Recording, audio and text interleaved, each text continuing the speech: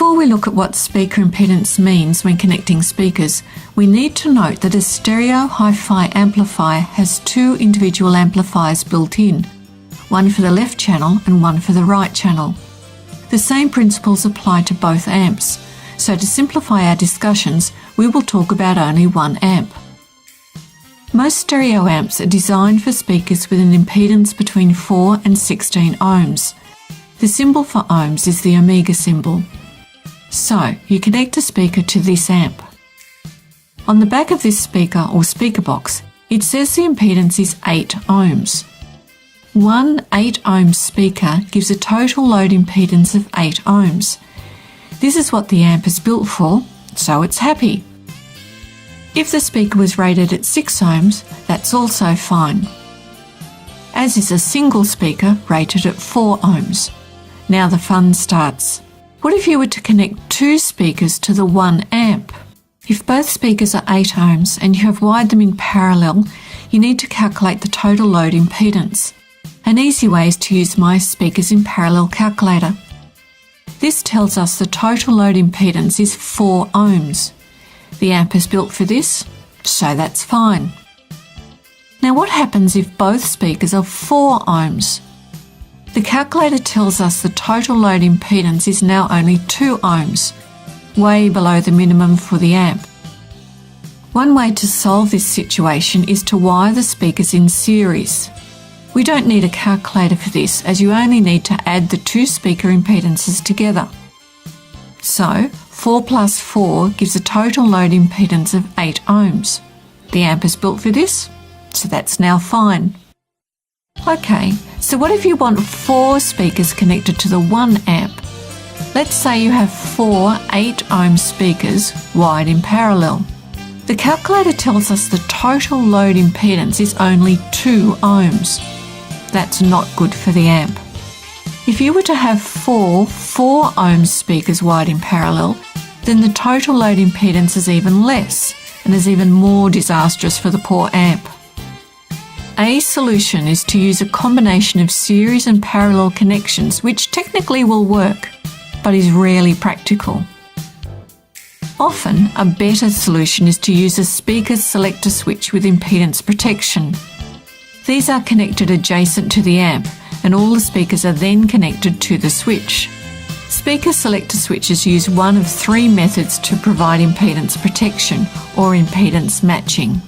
One method is to combine the speakers in a series parallel combination internally. This saves you having to figure out the wiring. This method also gives full power to a pair of speakers if only one pair is selected. This method works best for 2 or 4 pairs of speakers only. It is not used for 6 or more pairs of speakers. Speaker selectors which use series parallel switching tend to look like this. They have no protection switch. The second method of impedance protection is to use a series resistor. A resistor, normally around 4 ohms, is put in series with the parallel speakers. Remember the total impedance of 4 ohm speakers in parallel? It was 1 ohm. 4 ohms in series with 1 ohm gives a total load impedance of 5 ohms, which makes the amp happy. If you have 4 8 ohm speakers in parallel, the speaker impedance is 2 ohms. 4 ohms in series with 2 ohms gives a total load impedance of 6 ohms, which is also good for the amp. Speaker selectors which use series resistors tend to look like this. Inside there are 2 high-power resistors and not much else. They normally have air vents for when the resistors get hot. They also have a protection switch or something similar. The switch is used when you have only one pair of speakers switched on. This bypasses the resistor and connects the speaker directly to the amp. The third method of impedance protection uses transformers. A transformer basically multiplies the speaker impedance. If the multiplier is set to times 4, then the impedance of each speaker is multiplied by 4. So with 4 8 ohm speakers, each speaker would appear to have an impedance of 32 ohms. The calculator tells us 4 lots of 32 ohms in parallel equals 8 ohms. All good. With 8 ohm speakers, you could set the multiplier to times 2. This would make each of the 8 ohm speakers look like 16 ohms. The calculator tells us 4 16 ohms in parallel equals 4 ohms. No problems. However, if you have 4 ohm speakers and select times 2, then each speaker looks like 8 ohms. And the calculator tells us 4 8 ohms in parallel gives a total impedance of only 2 ohms. Not good. However, if the multiplier is switched to times 4, then each speaker looks like 16 ohms. The calculator tells us 4 16 ohms in parallel give a total impedance of 4 ohms. This is fine for the amp. Speaker selectors which use transformers for impedance matching look like this. They mostly incorporate individual volume control for each zone. They normally don't need ventilation and don't have a protection switch.